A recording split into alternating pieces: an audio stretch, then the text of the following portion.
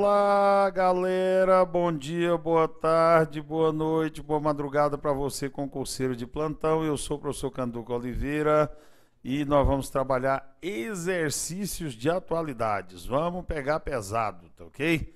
Então, vamos deixar de papo furado, vamos às questões. Nós vamos responder aqui 5 provas aplicadas pelo CESP em 2013 e depois uma bateria de exercícios diversos, que incluem questões elaboradas por mim mesmo e questões de provas de outras bancas, Funiverso e tal, que eu peguei tópicos e itens e coloquei aí pra gente, tá bom? Então, vamos lá. Olho na tela, olho no slide pra gente mandar ver nessa parada. Bom, olha só. No dia 6 de junho, os protestos começaram no centro de São Paulo. Deixa eu até arrumar logo uma canetinha aqui, ó. Pera aí. Opa, exatamente. Então, no dia 6 de junho, os protestos começaram. Essa é a prova CESP-NB 2013 da Polícia Federal. No dia 6 de junho, os protestos começaram no centro de São Paulo, com cerca de 150 pessoas.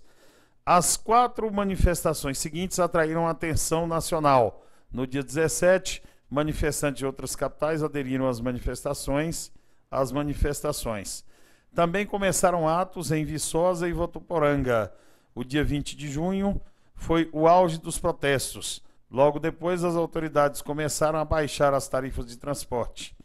6 dias depois, as maiores manifestações se concentraram nas cidades que receberam jogos da Copa das Confederações, como Belo Horizonte.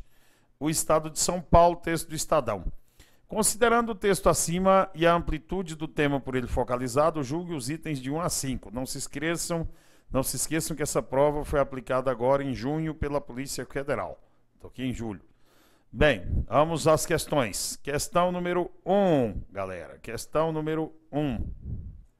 Aqui, ó. Ainda que as opiniões sobre as manifestações de junho de 2013 no Brasil se distinguem em vários aspectos, os analistas políticos convergem para o seguinte entendimento: essas manifestações populares em nada diferem dos movimentos das diretas já e dos caras pintadas. Resposta: falso, né, galera? Tá ok? Imagem minha aqui, por favor. É falso pelo seguinte: as manifestações das diretas já atraíram milhões de pessoas, mas tinham um objetivo específico, que era lutar para que houvesse a volta de eleições presidenciais com voto direto no Brasil. Tinha um tema, era monotemática. A dos caras pintadas também era monotemática, era apenas para pregar a saída de Fernando Collor às ruas e tudo mais. Já essas manifestações das jornadas de junho, elas foram multitemáticas. Começou com o transporte, a desculpa foi o aumento de 20 centavos no aumento da passagem em São Paulo, mas aí dos transportes a coisa descambou para o lado da educação, da saúde, da segurança, e daí a pouco tinha gente reivindicando até redução do preço do chocolate, cada um com sua bandeira. Então, é inédito, nunca tinha havido isso no Brasil e é uma característica dos movimentos organizados através de redes sociais, através do cyberativismo, tá ok? Falsa número 1. Questão número 2. Embora com alguma variação de cidade para cidade, as manifestações citadas no texto foram organizadas para protestar contra as deficiências dos serviços prestados pelo poder público, notadamente nas áreas de transporte, que foi o estupim da parada, saúde, educação e segurança. Verdadeiro, tá ok? Essa aqui sem comentários, né? Vamos então para a próxima questão. Número 3. A convocação pelo Poder Executivo de uma Assembleia Constituinte exclusiva para promover uma ampla reforma política foi uma evidente resposta do governo brasileiro às manifestações que tomaram conta de centenas de cidades brasileiras. Essa questão foi maldosa, viu, galera? Câmera em mim aqui, por favor. Essa questão foi bastante maldosa, porque a dona Dilma, ela chegou a propor que o Poder Legislativo convocasse uma Assembleia Constituinte para discutir a reforma política. Até porque, por lei, o Executivo não pode propor uma Assembleia Constituinte. Apenas o Poder Legislativo é que pode convocar. Ela poderia sugerir e o Legislativo convocar. Então, questão falsa. Mas olha só, e ficou só na promessa também, porque juridicamente era impossível você convocar uma Constituinte para tratar de um só tema. Tá ok? Então, falsa mas extremamente maldosa essa questão aqui. Vamos à questão 4. Questão 4. Nas duas maiores cidades brasileiras, São Paulo e Rio de Janeiro, o problema das tarifas do transporte público permanece insolúvel, visto que a fixação desses valores depende de lei a ser votada pelas respectivas câmaras municipais e assembleias legislativas estaduais. Resposta para esse item, falso, tá ok? Então, na verdade, serviços de transporte são concessões e os reajustes de tarifa geralmente já são previstos nos contratos de concessões, tá ok? E independem de aprovação de poder legislativo, executivo, esse tipo de coisa. Então, falsa. Número 5. A condenação dos gastos feitos pelo Brasil para sediar duas grandes competições promovidas pela FIFA, a Copa das Confederações e a Copa do Mundo, tornou-se bandeira presente em muitas das manifestações a que o texto alude, algumas das quais transformadas em atos de violência e vandalismo.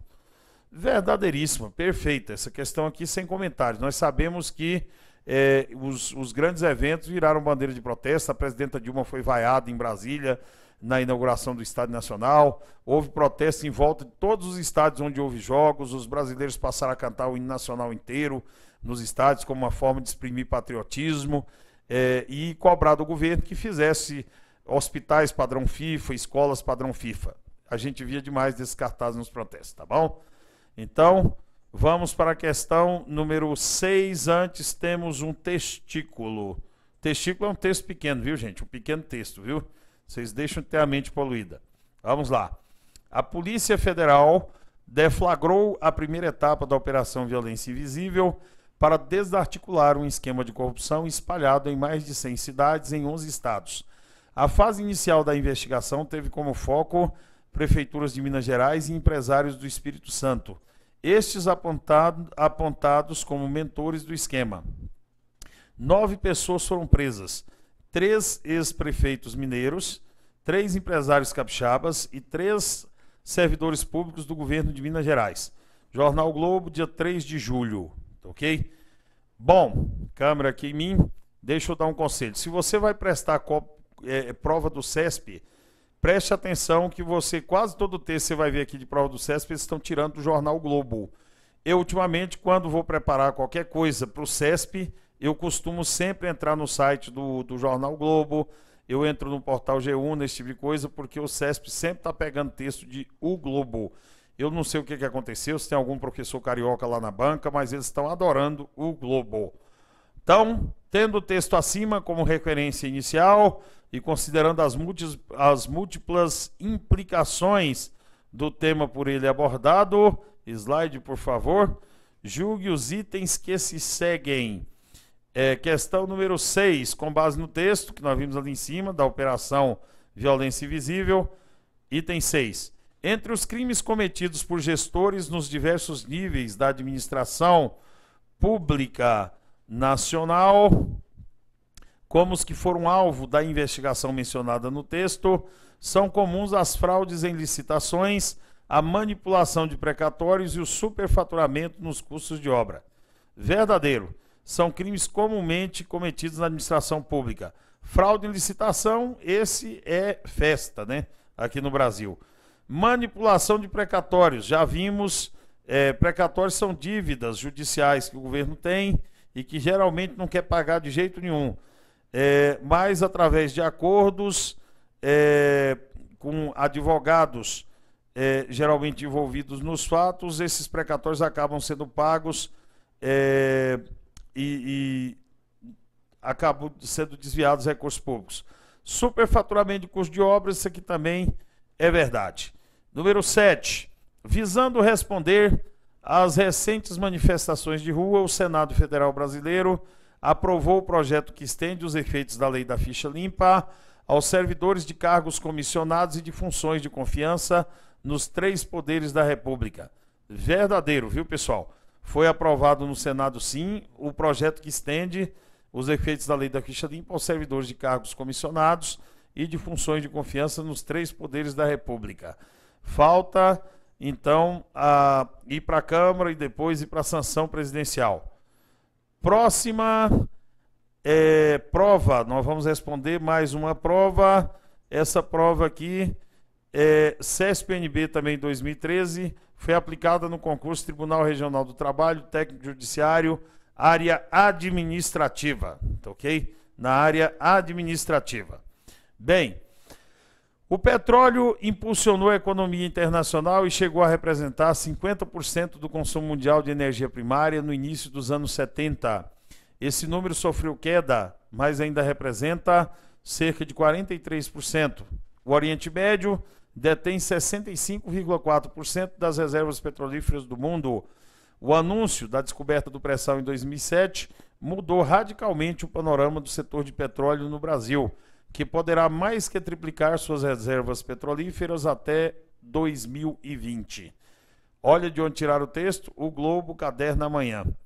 Bom, tendo o fragmento de texto acima como referência inicial e considerando as múltiplas do tema por ele abordado, além de aspectos marcantes do atual estágio de desenvolvimento da economia mundial, julgue os itens que se seguem. Número 1. Infere-se do texto que a atual exploração da camada pré-sal deu ao Brasil autossuficiência de petróleo, com excedente para exportação. Bom, pessoal, essa aqui não precisa nem saber atualidades, né? Nós lemos o texto ali em cima e em nenhum momento o texto faz nenhuma inferência ao Brasil ser autossuficiente e em ter, além de autossuficiência, ter excedente para exportar. Esse item aqui está mais falso do que sorriso de sogra, meu amigo, tá ok? Até a véia minha aí, sogra, saberia que esse aqui é falso. E a véia, o cérebro da véia, se ela mascar chiclete, ela não anda, porque não faz as duas coisas, o cérebro dela não processa as duas coisas ao mesmo tempo. Deus me livre, falar em sogra, deixa eu bater na madeira aqui, ok? Bom, número 2. Então, a significativa reserva de petróleo existente no Oriente Médio contribui para fazer dessa área uma das mais estratégicas e explosivas regiões do planeta. Verdadeiro. Essa é mais do que verdadeira, tá ok? O Oriente Médio é a encruzilhada do mundo, é onde 3 continentes se encontram ali. O Mar Mediterrâneo, você tem Europa de um lado, África do outro, Ásia logo ao lado. É extremamente estratégico, tem o Canal de Suez e tem 65% do petróleo do mundo. Então, verdadeiro. Vamos para as próximas questões. Questão 3. No Brasil, a extração do petróleo, bem como a comercialização de seus derivados, a exemplo da gasolina, é monopólio estatal exercido pela Petrobras. Falso. A Petrobras, de 1953, quando ela foi criada, 60 anos atrás, até 1997, tinha o monopólio da prospecção e extração de petróleo. Prospecção e extração. Ela nunca teve o monopólio da comercialização, refino, isso aí as outras empresas podiam fazer. E desde 97 que a Petrobras não tem mais nem sequer o monopólio da extração de petróleo no país. Então, muito falsa também essa daqui. Questão número 4. O Brasil se notabiliza pelo domínio da tecnologia de exploração em águas profundas. É verdade, ok? O Brasil é um dos países com uma das maiores especializações em extrair petróleo em água profunda. A Petrobras extrai petróleo a 2.300 metros de profundidade. E o petróleo do pré-sal está a mais de 7.000, 8.000 metros de fundura. São 2.000 metros de água e mais 5.000 metros de sal, e abaixo da camada de sal que tem o pré-sal. Questão número 5.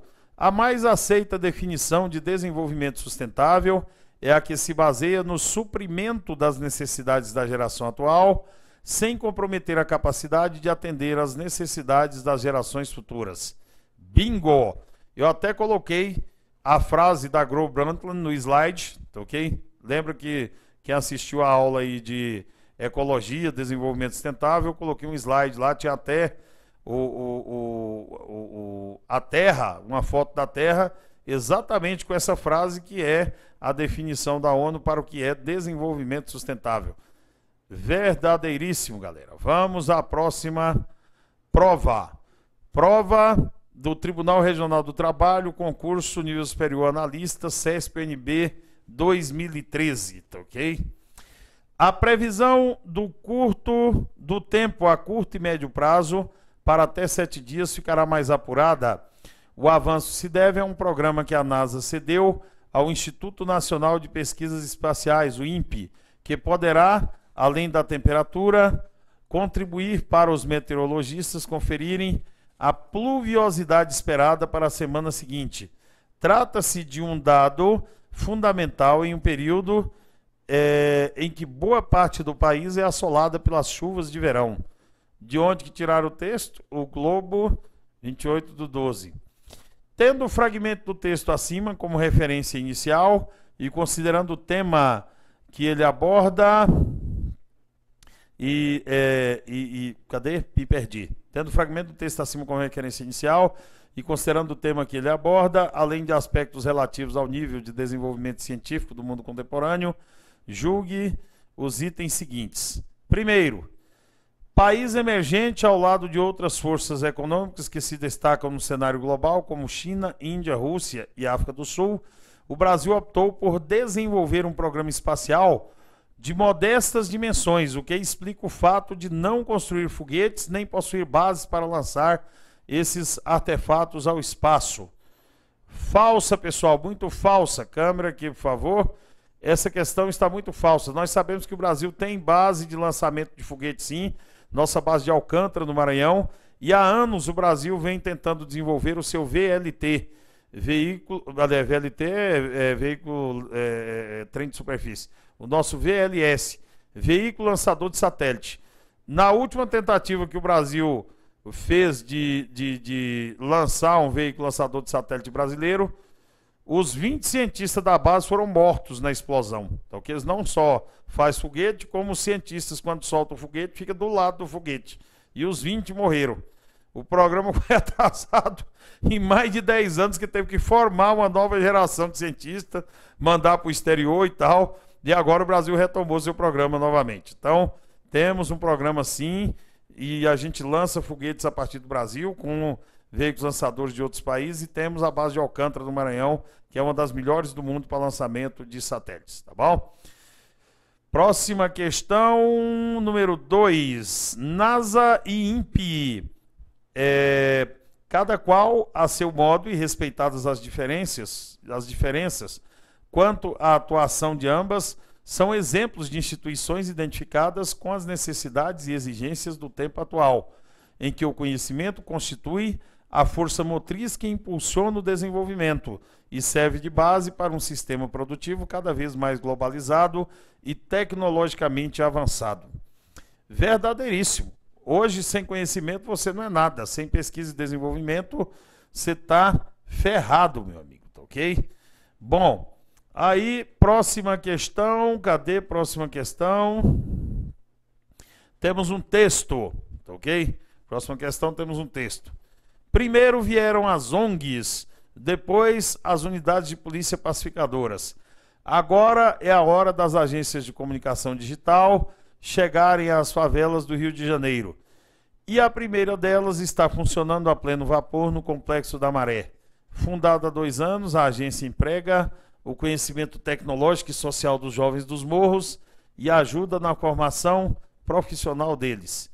O Estado de São Paulo, tirado do Estadão. Tendo o fragmento de texto acima como referência inicial e considerando a amplitude do tema por ele focalizado, julgue os itens subsequentes. Item 3. O texto enfatiza a solitária intervenção do poder público em favelas cariocas por meio de uma força policial especialmente preparada para pacificar áreas convulsionadas pela violência e pela ação do crime organizado, já que os setores da sociedade civil ainda se encontram desprovidos de meio para também atuar nessas regiões. Isso aqui está muito falsa, pessoal. Tá, okay? Essa questão aqui, olha só, intervenção solitária do governo, tá, ok? Aqui, ó. Intervenção solitária, não. Olha o texto falando lá. Primeiro vieram as ONGs, depois as unidades de polícia pacificadora. Então as ONGs chegaram primeiro. Então, ONG é sociedade civil organizada, ó. Então, já que setores da sociedade civil ainda se encontram desprovidos de meio para atuar nessas regiões. O texto desmente completamente. Então, questão falsa. Questão 4. Nas últimas décadas ampliou-se consideravelmente o quadro de violência em áreas periféricas dos grandes centros urbanos. Esse fenômeno, presente em muitos países, adquiriu especial relevância no Brasil e, em geral, caracteriza-se pela ausência ou pela presença excessivamente tímida do poder público nas comunidades, o que contribui para o fortalecimento da ação de grupos criminosos nela instalados. Verdadeiríssimo. A questão número 4 mostra que o poder público está pouco presente ou não está presente de maneira nenhuma, o que fortalece a presença do crime organizado, principalmente nessas regiões periféricas. Aliás, galera, câmera aqui, por favor, deixa eu contar uma novidade aqui para vocês. Eu estava respondendo uma prova que caiu numa banca lá no estado do Tocantins, eu dou aula em vários locais do Brasil, e caiu numa questão que no Brasil o IBGE identificou o aumento dos aglomerados subnormais nas cidades grandes. Cara, aglomerados subnormais é uma forma chique de chamar favela. Favela, invasão, local de palafita, esses trem, são aglomerados subnormais. Fora do normal a parada. Então, de volta à nossa prova aqui, por favor. Então, é nessas regiões de aglomerados subnormais, onde o Estado não se faz presente, que o crime organizado fica. 5. Embora estejam disseminadas em áreas urbanas mais carentes, as escolas públicas de tempo integral fracassaram no intento de atrair jovens para o sistema regular de ensino. Sem maiores perspectivas profissionais e pessoais, esses jovens tornam-se presa fácil para os grupos criminosos, que os contratam a peso de ouro. Falso, pessoal. Não dá para falar que as escolas públicas em tempo integral fracassaram. Até porque as que a gente tem, na verdade, mostrado sucesso e não fracasso. E o número de escolas integral que tem no Brasil ainda é suficiente para a gente dizer que se elas fracassaram ou não. Mas o histórico é de sucesso. Vamos para a nossa próxima prova, que é uma prova CESP-NB também de 2013, do concurso do Conselho Nacional de Justiça, cargo técnico. Primeiro, questão número 1. Ao longo do ano de 2012, a Síria vivenciou uma aguda crise política que culminou com a queda do governo de Bashar al-Assad e com a ascensão ao poder de forças de oposição apoiadas por China e Rússia. Sem comentários, né? Essa aqui está mais falsa do que abraço de político. Primeiro porque o Bashar al-Assad não caiu. E oposição apoiada por China e Rússia apoiam o Assad. Então, vejam bem.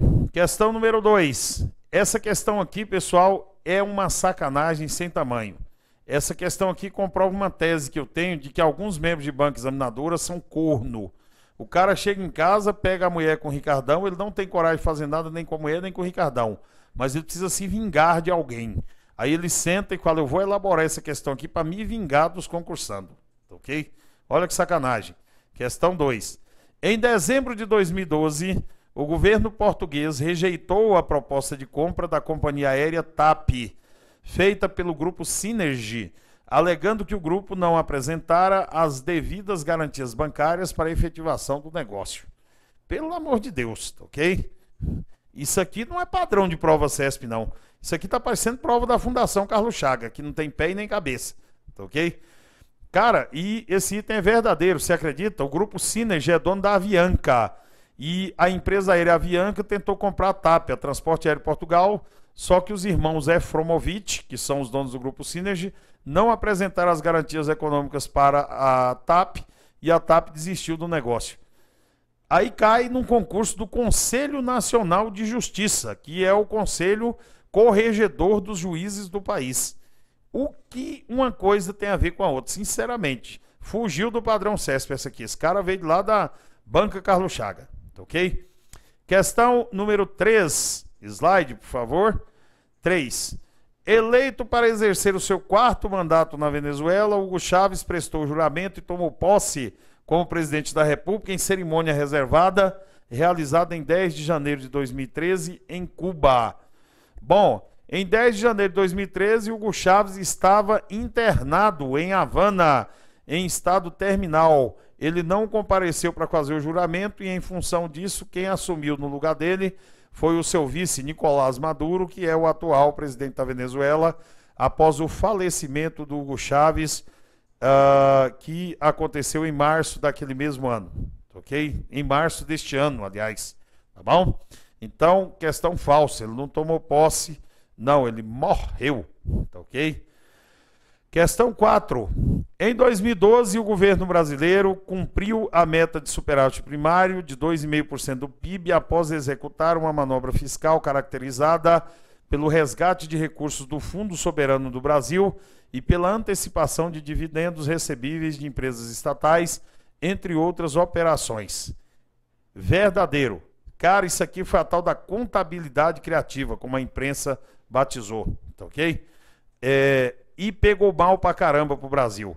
O Brasil não deu conta de cumprir a meta de superávit primário, que era de 2,5%, e para fingir que cumpriu, fez uma manobra contábil de antecipar dividendos da Caixa Econômica, do BNDES, pegou dinheiro do Fundo Soberano, que é uma poupança que a gente tem no exterior, e trouxe o dinheiro de volta para o Brasil, para fingir que cumpriu a meta. Só que, claro que os mercados entenderam que aquilo foi uma burla, foi uma contabilidade criativa, como eles disseram, e foi pior para o Brasil, porque nós perdemos credibilidade. Teria ficado melhor para o governo se eles falassem assim, ó, gente, o mundo está em crise, a Europa está em crise, nós não demos conta esse ano, vamos esforçar no que vem para ver se a gente consegue. Ficava mais bonito. Foi péssimo para o Brasil, essa tal dessa contabilidade criativa que nós fizemos aqui. Bom, questão número 5. Na última década, a remuneração do trabalhador doméstico brasileiro cresceu abaixo da média de remuneração das demais categorias profissionais. Falsa. O trabalhador doméstico brasileiro foi um dos que mais teve crescimento da renda, porque a maioria dos trabalhadores domésticos recebem salário mínimo.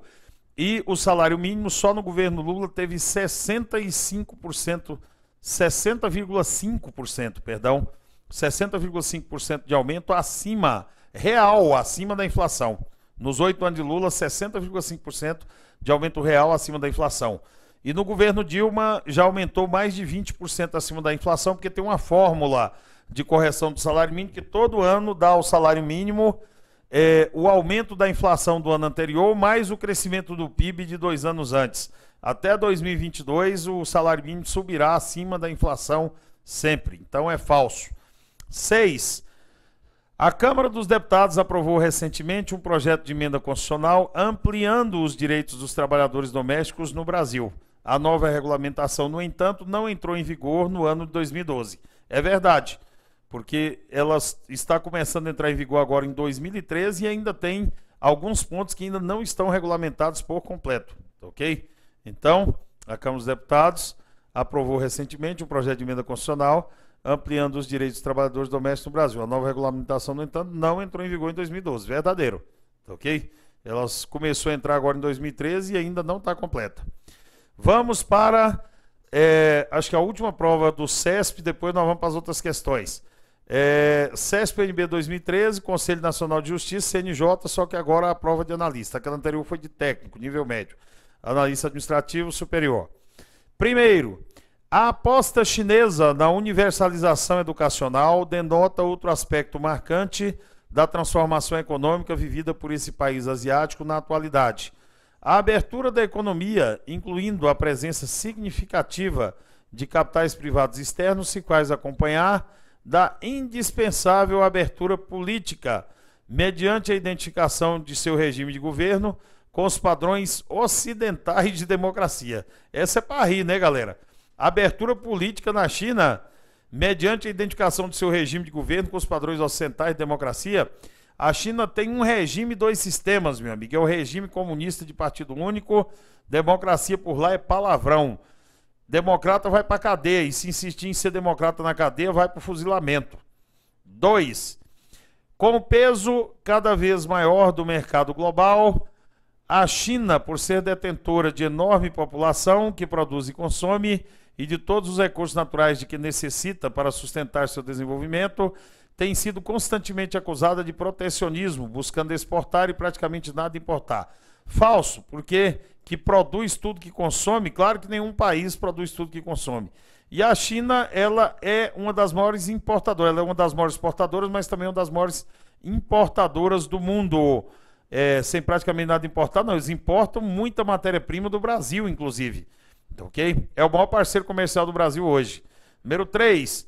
Em sua arrancada para promover o desenvolvimento econômico, a China demonstra ter compreendido uma das exigências centrais da atual economia globalizada, qual seja o domínio do conhecimento como condição essencial para bem situar-se em um cenário econômico altamente competitivo e impulsionado por incessantes inovações tecnológicas. Verdadeiríssimo, tá ok? Quem não investe em P&D, pesquisa e desenvolvimento, ciência e tecnologia, está ferrado. É por isso que o Brasil criou o programa Brasil Sem Fronteira, para ver se a gente melhora nessa área. Verdadeira. E a China já entendeu isso faz tempo. Bom, galera, vamos encerrar esse bloco por aqui. A gente continua no próximo bloco respondendo essa prova do CNJ Analista. Neste momento é só um abraço a todos, tá ok? Próximo bloco a gente continua.